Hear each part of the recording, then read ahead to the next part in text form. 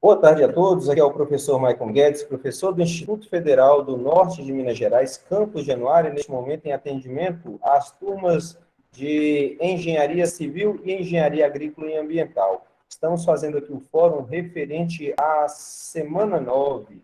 Falaremos hoje sobre os conceitos de centro de massa, quantidade de movimento, impulso e colisões. Deixa eu só dar uma organizadinha aqui na minha câmera. E é isso aí. Lembrando, se alguém tiver alguma dúvida no decorrer da explicação, basta levantar a mão aí que a gente dá um retorno, tá bom? Então, vamos lá. Então, o primeiro conteúdo que nós vamos estar estudando é referente ao centro de massa. Então, para colocar no nosso dia a dia, muitas vezes a gente vê uma bailarina, né, um show, não sei nem qual a palavra correta, né, numa apresentação de balé, ou o pessoal lá que faz aquele negócio lá no gelo, né? Fica bailarino lá no gelo, não sei o nome correto, não. Então, o princípio utilizado ali, primeiro, é a questão do centro de massa e também a questão do movimento circular, tá? Que é muito utilizado. Então, até nesse movimentinho aqui, obviamente isso aqui foi feito por mim, né? Mas para vocês verem aí, olha que coisa maravilhosa, né? A cabeça da mulher fica parecendo que é a do homem, né? Que coisa linda, linda, linda, linda. E por que eles estão dessa forma em equilíbrio? Por conta do centro de massa, por conta do centro de gravidade. Então, iniciaremos falando de centro de massa, depois passaremos para momento linear e quantidade de movimento, né? Momento linear e impulso superior, e também sobre impulso e colisões. Engraçado que Marco, né, que até agora ainda não apareceu, mas vai chegar, sempre, nunca deixa de estar nas nossas aulas, fez uma pergunta ontem e vai cair bem no conteúdo de hoje. Então, vamos lá. Para falar de centro de massa, a gente tem que ter uma definição do que é massa e peso. Porque massa é a organização de matéria, né? Peso é uma força que ocorre devido à atração gravitacional do nosso planeta. Então, quando você sobe em uma balança, você quer saber o valor do seu peso ou da sua massa? O valor de quê, Maria de Fátima? Pode falar. Peso? Do peso. É o resultado, é o peso, né? Na verdade, meu pai eterno, essas ligações tinha. O que ocorre? Quando a gente está, até saiu da reunião, quando a gente vai em uma farmácia, o que a gente quer medir é a nossa massa. O resultado da balança vai ser em quilogramas, massa. Porém, o que a balança está medindo ali é o nosso peso. Tanto é que tem algumas balanças que a unidade de medida é quilograma de força, porque ali ela está utilizando o conceito de atração gravitacional, né? A força com que a Terra nos atrai, só que o resultado vai estar lá em uma outra unidade de medida, né? Vai estar em quilogramas. Mas, na verdade, o que a balança mede é o nosso peso, que é consequência da nossa massa. Nós já vimos isso, né? Peso igual massa vezes gravidade. Então, o resultado que você lê na balança refere-se ao seu peso. Aí ele fala assim, mas e aí? O que realmente a balança está medindo? A balança mede o nosso peso. Portanto, eu vou ser um pouco mais sucinto, tá? Porque esse material aqui é um material dos meninos do ensino médio, que a gente faz com um pouco mais de calma. Porém, como nós já vimos isso aqui lá no início do ano, só para a gente refrescar, tá bom? Então, massa é quantidade de matéria. Peso é uma força devido à atração gravitacional. E também, terceira lei de Newton, né? A mesma força com que a Terra atrai os nossos corpos, nós também atraímos o planeta Terra. Mesma intensidade, mesma direção, porém com sentido contrário. E aí tem um videozinho aqui que eu não vou passar ele para não ficar muito extenso.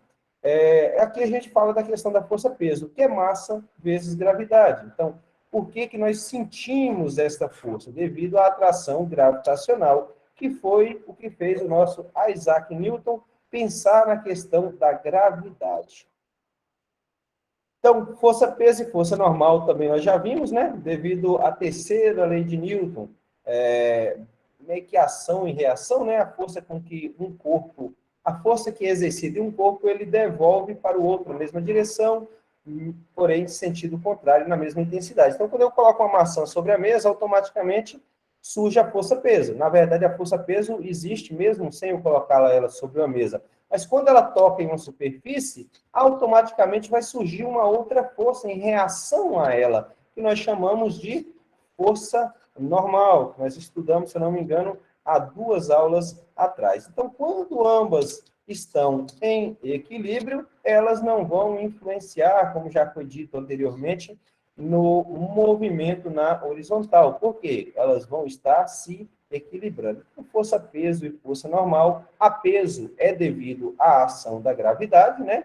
E a força normal está relacionado com a interação da nossa massa com uma superfície, ou seja, força peso e força normal são forças que estão diretamente ligadas, porém, nem sempre, né? Porque quando eu aperto aqui a parede, não é a força-peso, é uma força que eu estou exercendo sobre a parede, e pela terceira lei de Newton, ela vai exercer uma força na mesma direção, sentido contrário, com a mesma intensidade, que a gente denominou ela de força normal. Por quê? Por fazer uma normal, fazer um ângulo aí de 90 graus em relação à superfície de contato.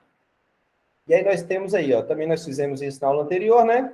Como eu disse, esse material estou adaptando aqui para essa aula por não ter dado tempo de produzir da forma como eu queria. Mas a diferença é muito pequena, porque esse aqui está muito mais detalhadinho, porque é para o pessoal do ensino médio.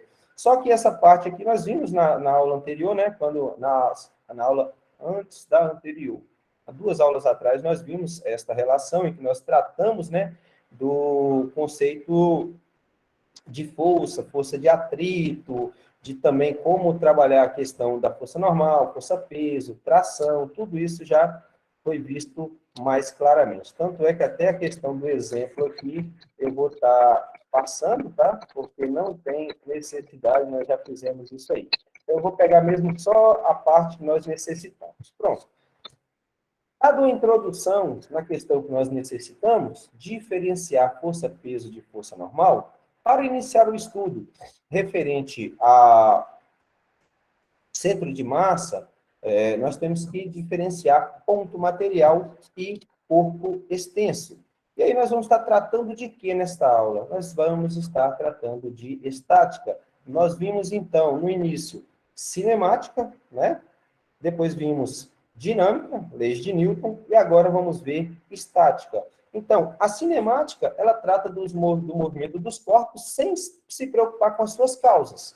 Já a dinâmica, ela trata do movimento, descrevendo, prevendo movimentos. E por quê? Porque a partir de agora nós vamos estar inserindo força, energia, e são grandezas que vão dar um toque mais sofisticado à compreensão. E agora nós vamos falar de estática, que é o equilíbrio dos corpos, tá bom? Que equilíbrio quer dizer que os corpos estão parados? Muitas vezes um corpo em movimento pode estar também em equilíbrio. Pense em uma bola circulando em um ponto, ela sempre em movimento circular, ela está em equilíbrio, tá?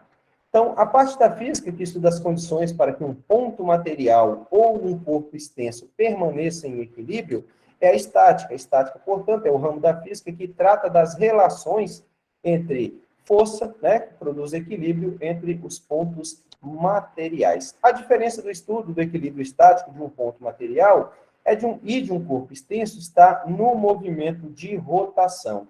O ponto material, por ter tamanho desprezível, não realiza movimento de rotação.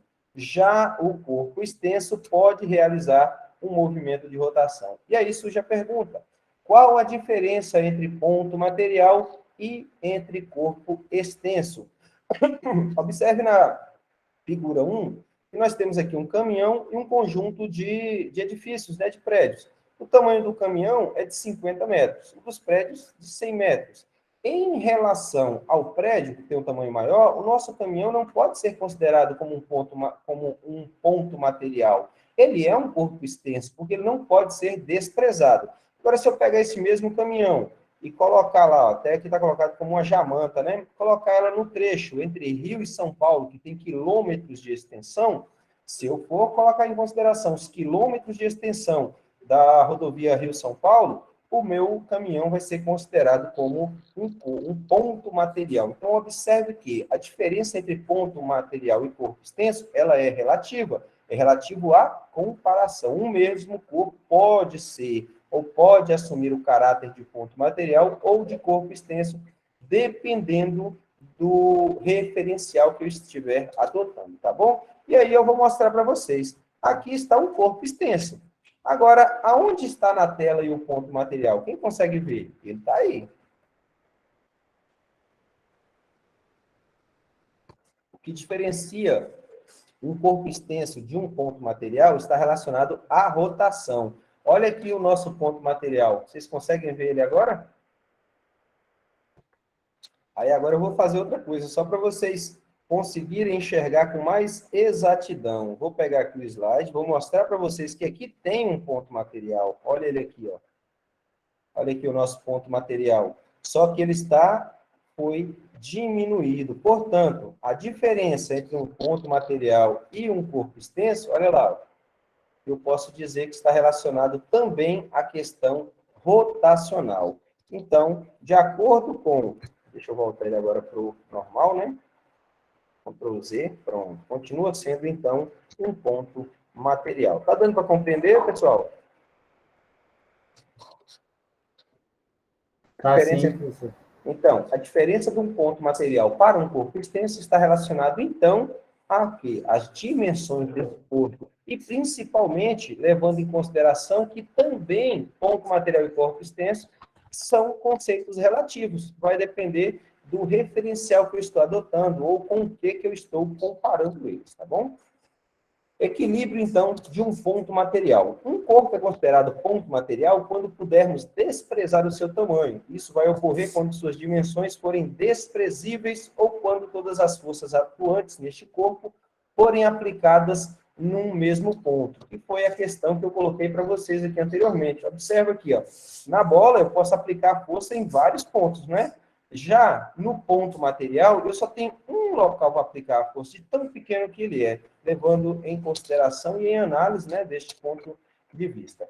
Então, observe aqui, nós temos aqui, então, para condições de equilíbrio, nós já sabemos que, para que um corpo esteja em equilíbrio, é necessário que todas as forças que atuem neste corpo tenham uma resultante nula. Quer dizer que não existem forças? Sim, existem forças atuando por valores diferentes, mas a resultante, o somatório, a soma vetorial dessas forças, vai me dar uma componente nula, ou seja, este corpo vai estar em equilíbrio, tá? Então, nas condições do equilíbrio de um ponto material, podemos relacionar as forças aplicadas pelos métodos de decomposição ou método da poligonal, né? Um corpo extenso pode realizar dois tipos de movimento: translação e rotação. Translação, né? Translação, deixa eu pegar aqui pela câmera, então vai aqui, ó. Translação e rotação. Então, ele vai rotacionar no próprio eixo, isso é rotação, e translação, tá? E aí, vamos lá, tem mais aqui, deixa eu ver. Tá, então tá aqui, ó. Aí, isso aqui, gente, a gente vai falar sobre torque, a parte de torque eu vou pular também, porque é o que a gente vai falar na nossa próxima aula, né? Então, nós temos aqui, ó, um ponto de rotação. Quando a gente aplica uma força, ele vai rotacionar, que é o conteúdo que a gente vai ver na próxima quinta-feira. Nós vamos falar sobre rotação, tá? Então, como ele disse aqui anteriormente, ele estava falando de quem? Deixa eu voltar aqui. Um corpo extenso. Ele está falando do corpo extenso, ele diz que o equilíbrio de rotação ocorre quando o momento resultante é igual a zero, ou seja, a soma dos momentos de todas as forças aplicadas no corpo não deve ser nula. Também matéria para a próxima aula. Tem momento linear e momento... Fugiu a palavra? Momento, fugiu. Bugou. Ó, parte de torque eu vou pular também, tá? Vou passar essa parte de torque, que nós vamos ver na próxima semana. E aqui ele fala o seguinte: verdadeiro ou falso? Letra A soma das forças é igual a zero, falando de ponto, material e corpo extenso. A soma das forças é igual a zero, é suficiente para que ocorra o equilíbrio estático? B, o somatório das forças, sendo igual a zero, é necessário para que ocorra o equilíbrio estático? C, no equilíbrio estático, o torque resultante em relação a qualquer ponto é zero? Letra D, um corpo em equilíbrio não pode estar se movendo. Então, analisando as afirmativas, a letra A está incorreta porque o equilíbrio estático requer que tanto o somatório das forças quanto o torque sejam nulos. Como a gente não viu a parte de torques hoje, fica até difícil de estar respondendo, né? A letra B é a correta, a gente já sabe, porque eu disse para vocês o seguinte, que o somatório das forças tem que ser igual a zero para que um corpo esteja em equilíbrio. Essa primeira parte eu estou até fazendo um pouquinho mais rápido, porque ela é bem mais tranquila, é bem conceitual. A gente vai gastar um pouquinho mais de tempo na parte de momento linear, de impulso, de colisões. Essa parte de ponto material ela é bem tranquila, mas como eu falei para vocês, a física é boa quando a gente compreende, né? Não somente quando a gente vê o conteúdo completo. E aí outra coisa, a questão do material. Eu até peço, quem tiver tempo, fica um pouco extenso, porque minhas aulas são extensas. Eu não dou conta de aquelas aulas de 30 minutos, 40, não. Minhas aulas todas ocupam o horário todo. Foi uma aula de 1 hora e 10 minutos, 1 hora e 20 minutos, se eu não me engano. Eu vou postar lá no meu canal, se vocês puderem, quem tiver tempo, dar uma assistida lá depois, para vocês verem o material, por que eu demorei tanto tempo. Quando você prepara um material bacana, condizente com o nível da aprendizagem, até a questão de dúvidas você transpassa, porque o material por si só se explica. Por isso que eu falo para vocês, quando eu demoro, porque muitas vezes o aluno não tem tempo de assistir, ou acha que a aula do YouTube é muito grande, o material em slides, quando ele é preparado com bastante esmero, o próprio material se explica. Eu vou postar para vocês lá depois os slides de hoje, para vocês darem uma olhada. Então, vamos falar então de equilíbrio de um corpo rígido, já chegando na parte de centro de massa. Então, para que um corpo rígido esteja em equilíbrio, além de não se mover, óbvio, né? Ele tem que estar em repouso, este corpo não pode girar. Então, para a gente ter um corpo realmente em equilíbrio, neste ponto, ele tem que estar parado e ele não pode girar, ou seja, ele não pode rotacionar. Então, por isso, precisa satisfazer duas condições. Primeira, a resultante das forças aplicadas sobre o seu centro de massa deve ser nula, ou seja, não se move ou se move com velocidade constante. O que eu tiro disso aqui, gente? Que a primeira condição, ela está intrinsecamente ligada à primeira lei de Newton, né? Lei da inércia, em que o somatório das forças é nulo. Este corpo vai estar em repouso ou em movimento retilíneo e uniforme. E a segunda condição é que a resultante dos momentos de força, né, aplicados ao corpo deve ser nulo. Não gira ou se gira, gira com velocidade angular constante. Então, é movimento linear e movimento angular. Eu havia esquecido da palavra angular. Nós vamos estar vendo isso na próxima aula, momento angular, tá? Hoje nós vamos ver momento linear. Ainda falando de equilíbrio dos corpos rígidos, tendo as duas condições satisfeitas, qualquer corpo pode ficar em equilíbrio, como nesta arte abaixo. Na minha época de adolescência, o pessoal passava, eu imagino que quando vocês eram mais novos, não que a gente tenha uma diferença de idade tão grande, o pessoal passava vendendo, se eu não me engano, acho que era tipo um beija-flor, que ele ficava em equilíbrio, e aí você dava um toque, ele subia e descia, mas mesmo assim ele não saía do lugar. Normalmente nas aulas de ciência, no ensino médio, o professor traz uma batata, coloca 2 garfos e coloca um palito de dente e pendura num copo e fica em equilíbrio. Vocês já viram ou já fizeram esse experimento alguma vez? Tive uma aula que o professor fez isso. Uhum. Justamente. O que explica é justamente isso aqui, ó. Equilíbrio de um corpo rígido. Então, neste ponto aqui, são as duas condições. A primeira, o corpo tem que estar em repouso ou em movimento retilíneo uniforme. E a segunda, aqui ele está em movimento retilíneo uniforme. Aqui repouso e aqui MRU. Então, são as duas condições para que um corpo rígido esteja em equilíbrio. Está em repouso ou em movimento retilíneo e uniforme. Tá? E aí, com relação à questão da rotação, aqui a própria segunda condição, ela fala para a gente aqui no finalzinho, ó, que não gira ou se gira, tem que girar com velocidade angular constante, que é justamente o que está acontecendo aqui. Ó. A velocidade angular dele é constante. Você vê que não há, então, a aceleração, né?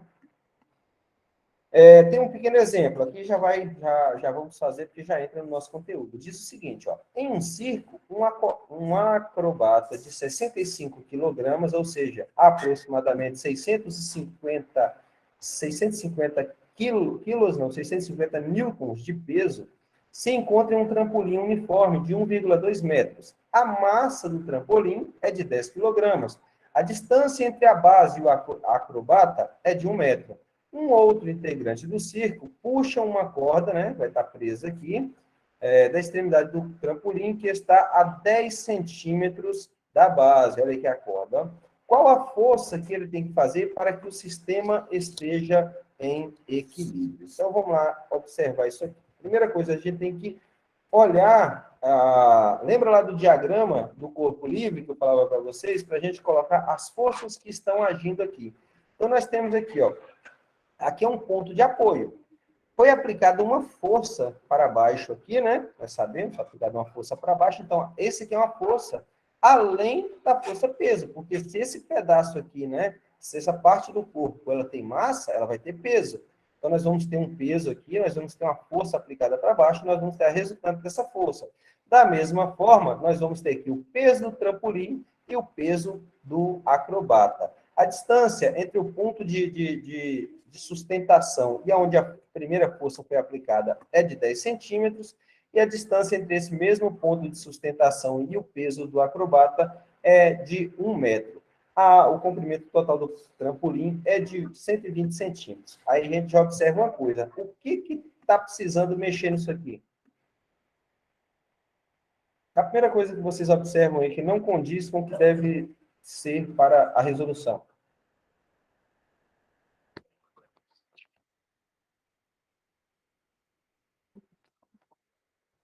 Olha as distâncias aí, os comprimentos, pessoal. Está nas unidades medidas corretas? O que precisa mudar? Converter para metros. Converter para metros. Então, primeira coisa que eu sempre falo para vocês, analise. Olha as grandezas, olha a unidade de medida e faça a conversão. Senão, bal. Então, pela segunda condição de equilíbrio, nós temos que, isso aqui é o quê? É o momento, né? O momento da força, mas nós vamos ter que o somatório total dos momentos, ele tem que ser igual a zero. Então, o momento da força mais, aí menos, né? Porque está no sentido contrário, o momento do peso do trampolim mais o momento da força, né? Do peso aqui do acrobata. Tudo isso tem que estar em equilíbrio. Então, o somatório total, né, vai me dar o momento final. Quem é isso aqui? Aliás, senhor, a massa. Momento. É como eu falo sempre para vocês, a massa é M minúsculo. O M maiúsculo a gente usa para momento. Então, tem hora que eu fico perdido, você passa de uma coisa para outra, e eu já até mostrei para vocês que essa questão de nomenclatura, às vezes, ela pega a gente. Quando a gente chegar lá no material de quantidade de movimento e também de impulso, eu fiz algo lá relacionado para mostrar para os alunos que muitos materiais vêm com diferentes nomenclaturas e acaba que tem hora que confunde o aluno. Agora confundiu até eu. Então, aqui a massa. Força vezes deslocamento, né? Que nossa força é momento mesmo. Força vezes deslocamento, tá? Então, quem vai ser esse daqui, ó? Vai ser o peso. Massa, gravidade, deslocamento. Isso aqui é do trampolim, isso aqui é do atleta. Então, nós vamos ter, quem é isso aqui? Força vezes deslocamento é o trabalho realizado, né? Aqui já usou o quê? A letra M. Uma hora é T, uma hora é tal, outra hora é W, e aí vai. Então, fazendo a substituição, olha aqui, quem é D1? Está aqui, ó, nossa primeira distância aqui, 10 centímetros, 0,1 metro. Massa do trampolim, foi dado lá, né? São 10 quilogramas. Gravidade, 10. A distância, 2, 0,5. Aonde que está este 0,5? Porque se nós temos aqui, ó, 1 metro, a metade aqui vai ser, então, 50 centímetros, né? A massa do acrobata vai ser 65 quilos, gravidade 10, a distância 3, né, que é a distância do acrobata até este ponto aqui, vai ser de 1 metro. Fazendo o cálculo aqui, portanto, nós vamos ter uma força que deve ser aplicada aqui de 700 newton. Observe que, se você analisar somente o peso do acrobata, né, são 65 quilogramas. Se a gente colocar isso em peso, são 650 newtons. Por que a força aplicada aqui teve que ser maior? Observe o ponto de apoio. Isso aqui, gente, está muito relacionado também ao conceito de alavanca, que a gente vai ver na próxima aula. Se eu não me engano, foi Galileu que falou o seguinte, ou foi Galileu, falou, dei-me uma alavanca e eu erguerei o mundo. Você observa muitas vezes os rapazes aí mesmo, quando vai numa borracharia, o cara vai trocar o pneu de caminhão, ele não consegue tirar desenrosquear aquela rosca lá com a chave normal, curta, a chave que você consegue tirar o parafuso do pneu de um carro. O que ele faz? Ele coloca uma alavanca, ele coloca um braço extensor, né? Conforme, pela questão do tamanho do braço extensor, observe que quanto maior for aqui, menor vai ser a força aplicada. Ou seja, se eu tenho aqui 10 centímetros, eu tenho que aplicar uma força de 700 newtons para manter o conjunto em equilíbrio, se eu estendesse o tamanho desse trampolim aqui, vamos colocar mais 5 metros, provavelmente com um dedo você manteria este trampolim em equilíbrio. Então, a aplicação disso, gente, é para o nosso dia a dia. O que eu coloco aqui? Vamos pensar, isso aqui pode ser um pé de cabra. Isso aqui é uma porta, você colocando um pé de cabra entre a fresta da porta, né? Devido ao tamanho da alavanca, você consegue exercer uma força maior. Então, quanto maior for o tamanho da alavanca, menor é a força que você aplica. A gente consegue ver uma analogia desse conceito também quando a gente está fazendo as aulas de hidrostática, né? Hidrodinâmica, na verdade, hidrostática. Quando a gente está olhando a diferença de pressão, princípio de Esteves, e a gente aplica muito esse conceito. Obviamente, não é a mesma coisa, mas tem-se uma analogia. Deu para compreender, pessoal, a intenção do exercício? Sim, professor. Deus, sim, professor. Então, vamos lá. Centro de gravidade. Chegamos, então, na parte que era para hoje. Então, se as dimensões do corpo forem pequenas em comparação ao tamanho da Terra, ou seja, nós temos que ter um ponto material, é possível demonstrar que o centro de gravidade praticamente coincide com o centro de massa. Existe diferença entre os dois? Existe. Se você pega igual aqui, ó, aqui nós estamos falando de quê? Centro de gravidade da pessoa. E é quase a mesma coisa de centro de massa. Tem uma pequena diferença, hoje nós vamos nos ater no centro de massa, né? Não na questão do centro de gravidade. Só para vocês entenderem um pouco a situação do centro de gravidade. Imagina uma pessoa normal, 30, 40 anos de idade, caminhando. Ela tem o seu centro de gravidade no local correto. Agora imagina uma senhora lá de 80 anos, que já está andando encurvada, ela tem um centro de gravidade dela no local correto? Não. E aí ela fica encurvada, ela tem sempre a necessidade de quê? De uma bengala para poder contrabalancear, né? E ela ter o seu centro de gravidade em um outro local. Por quê? O centro de massa dela vai estar no corpo dela. Nem sempre o centro de gravidade vai estar coincidir, porque o centro da massa nem sempre vai ser igual ao centro de gravidade, porque ele vai depender, então, da curvatura aí, da inclinação, da posição do corpo. Então, nós podemos observar aqui, ó, dependendo da situação, olha aqui, que o centro de gravidade é sempre o mesmo. Mas, neste caso, se a gente for falar de centro de massa, ele já vai se localizar num local diferente. Exemplo disso. Está aqui, ó, bem no início do nosso material. Nós não podemos considerar que o centro de massa e o centro de gravidade aqui vão ser os mesmos, né? Devido à inclinação dele, devido à posição dela, o centro de gravidade, ele vai estar aproximadamente... Oh, Senhor da Glória.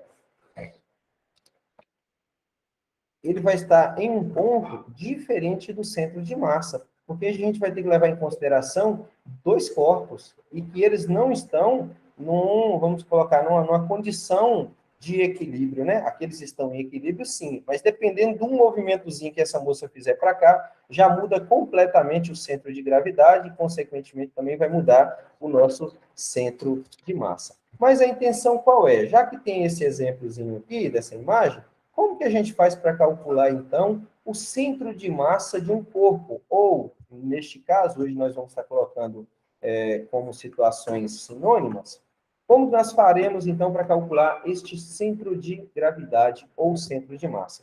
Observe que Porque os meninos vão, eu acho que os meninos vão saber a resposta. E talvez as meninas também. Não estou falando de questão de inteligência, viu, gente? Estou falando de questão de estar lidando mais com o carro. Vocês têm, assim, uma noção de por que... Olha aqui para você ver, ó. A distância entre os dois eixos, o centro de gravidade, ele não está exatamente no centro entre os dois eixos. Por que que não está? Principalmente, por que que ele está mais para frente? Alguém sabe? É por causa que o peso tá a maior parte do peso está na parte da frente, né? Pronto, está explicado. Bem que eu disse, você entendeu? Não que as meninas não entendam, não tem nada a ver com isso, não. É a questão da massa, porque o motor do carro, ele fica na parte frontal. Mas espera aí, Marcos, e se fosse um Fusca? Aí o centro de gravidade iria para trás, né? Porque do Fusca o motor é na parte traseira, né? Então a gente tem que relacionar essas duas coisas.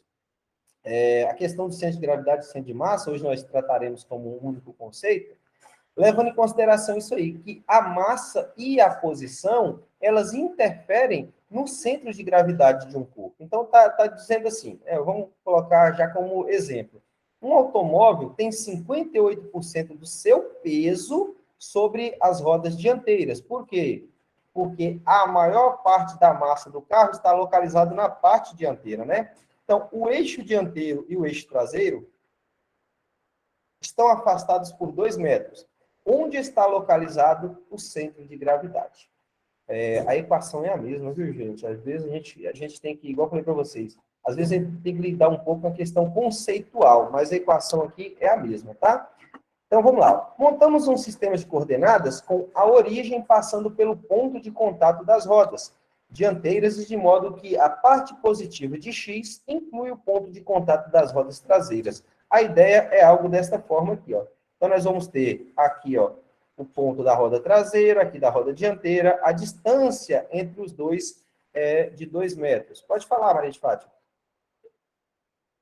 Professor, eu fiquei em dúvida aqui. Fusca não tem Sim, bagageiro, não? tem. Ah, Mas o bagageiro do Fusca fica na parte frontal. entendi agora. Obrigada. Mas ele tem um bagageiro também em cima do Perfeito. motor, lá de dentro. Aqui a gente tem tempo, né? Nós estamos aqui para aprender.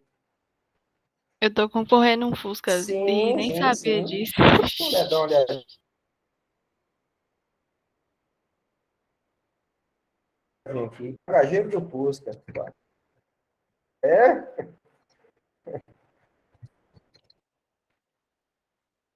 Ixi, a vete aqui agora tá ruim. Será que é a minha ou é a sua?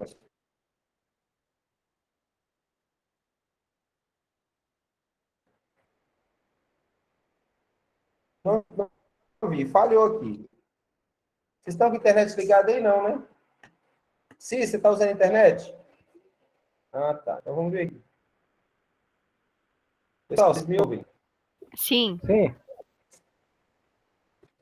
Oi, oi, oi.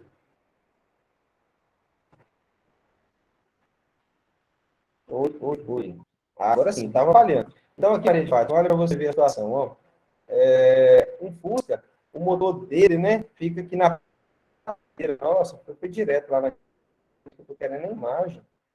Ele está abrindo lá Mas dá para ver aqui, né?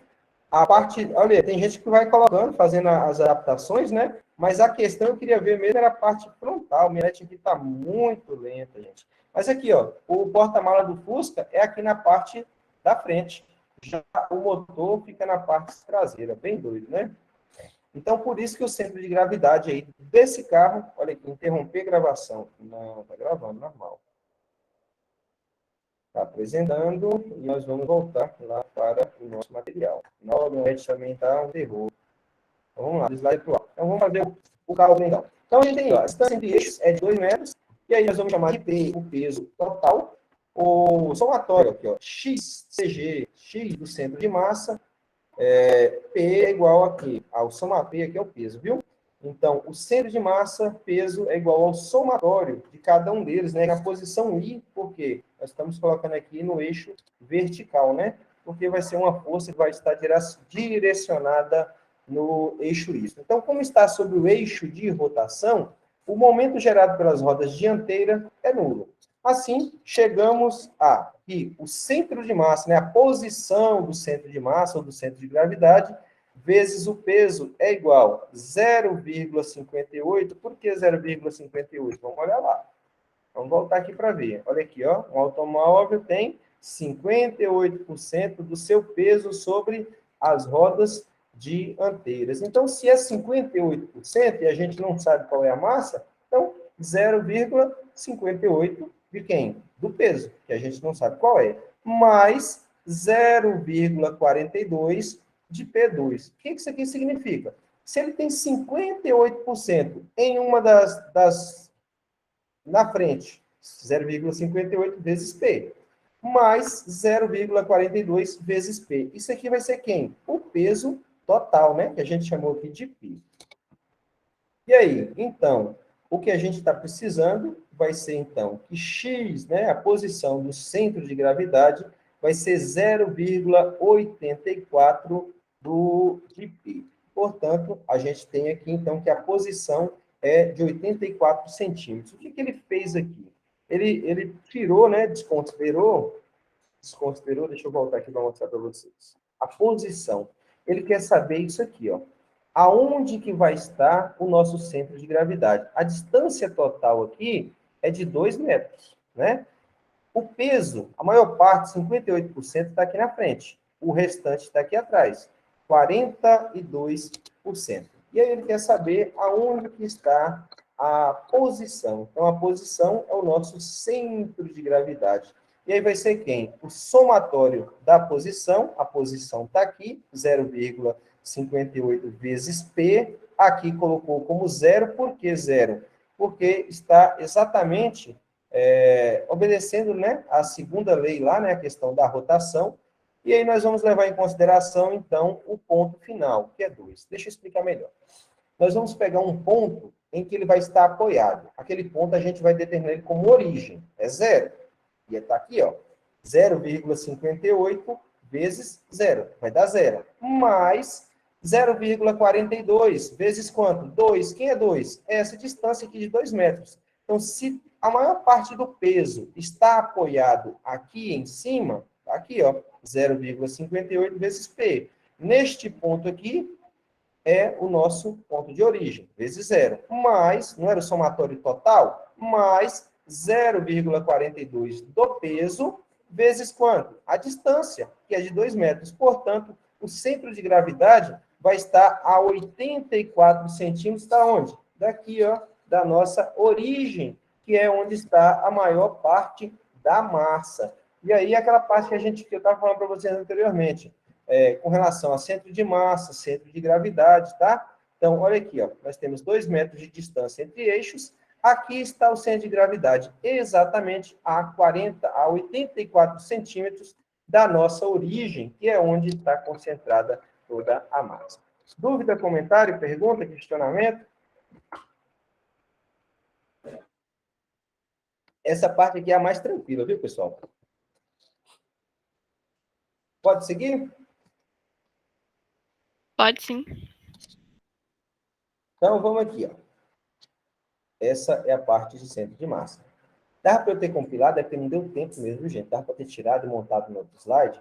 Como não deu tempo, o que eu fiz? Eu abri os 3 slides diferentes. Falei, vou dar uma passada nesse daqui, que é o de centro de massa, é rapidinho. Mas aí eu dei uma panada antes, né, na questão da massa, do peso, só para a gente dar uma relembrada. Então, essa é a parte de centro de massa. Eu vou dar deixa eu dar uma buscada aqui. Deixa eu ver se eu pego aqui o outro material, porque não vai dar tempo, vai ficar muito extenso. Como que eu faço para calcular o centro de massa? Vamos supor, só para a gente... É por isso que eu falo para vocês, eu gosto de preparar o meu material com tempo,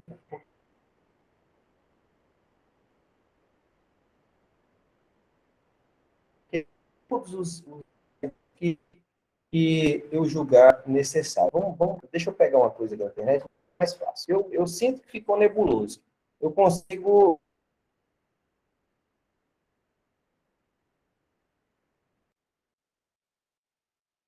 ler pela aula. Ainda mais que eu já estou acostumado com todos vocês participando sempre da aula, Pode ter ficado bom, mas não ficou bem compreendido. Vai ficar agora, se minha net ajudar. Vamos aqui. Centro de massa. Centro de massa. Minha netinha também, ó, tô tão arrochado. Minha netinha tá aqui, as pontinhas deu pendão aí, eu entro para encontrar. Para fazer substituição. Centro de massa.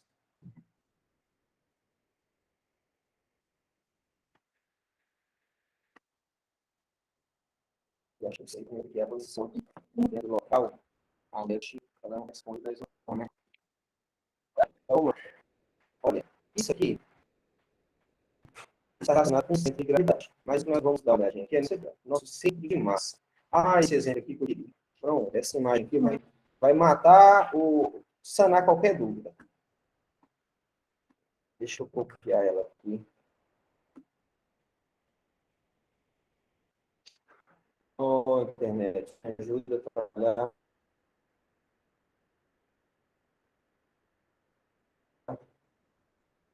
Pronto. Deixa eu copiar.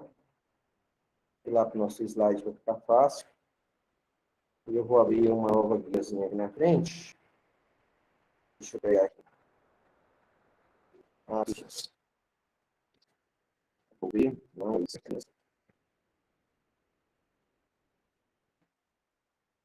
Copiar a imagem.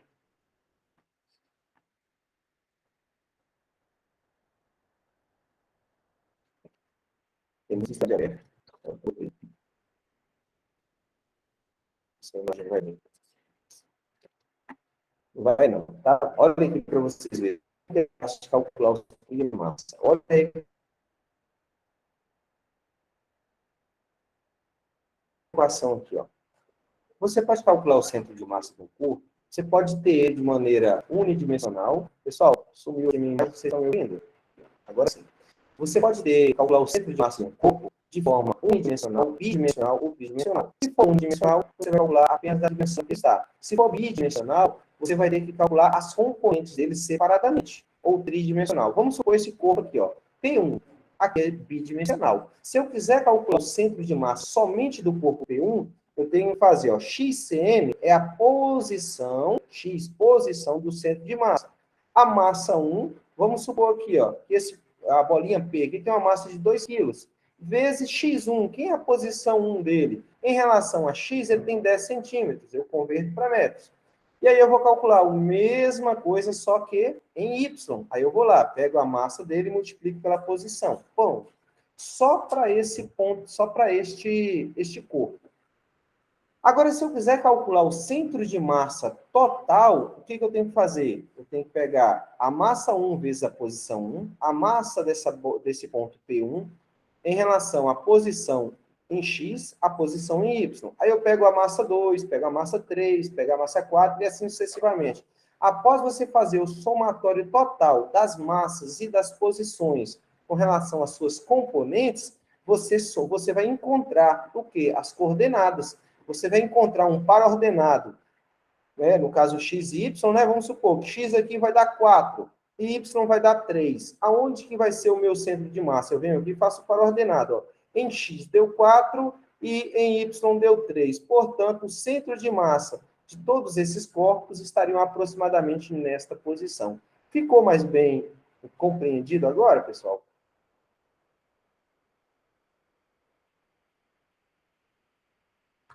Gente, não tenham vergonha, nem vocês sabem como é que funciona comigo, eu não me preocupo com explicar de novo, não. Pode abrir o microfone aí e falar. Para mim ficou tranquilo, professor. Marcos, também, Marcos?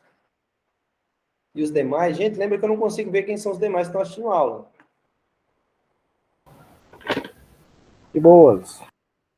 De boa. Então, vamos embora. Então, beleza. Então, a questão de centro de massa está superada, né?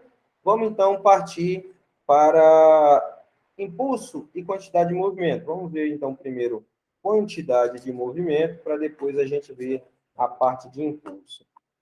Tá, é lento, viu, gente? Mas é por conta da quantidade de material que está aberto. Só um minutinho que ele vai sair aqui. Deixa eu fechar isso aqui também, que isso aqui também atrapalha. Deixa eu tentar fechar isso aqui, salvar as alterações. Pronto, tá salvo.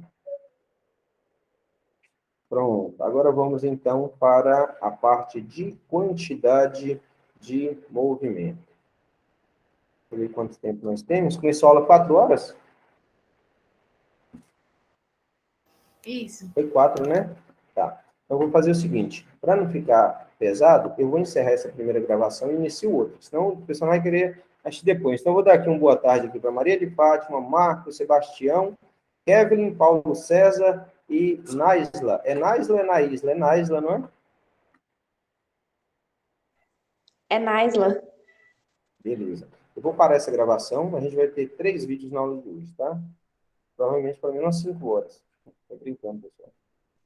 Olha, essa parte centrífuga de massa, dá para a gente fazer ela em 20 minutos, bacaninha, mas como não está formatado para o que eu queria, a gente gasta até um pouquinho de tempo a mais, sem necessidade. Eu vou interromper essa primeira gravação, não?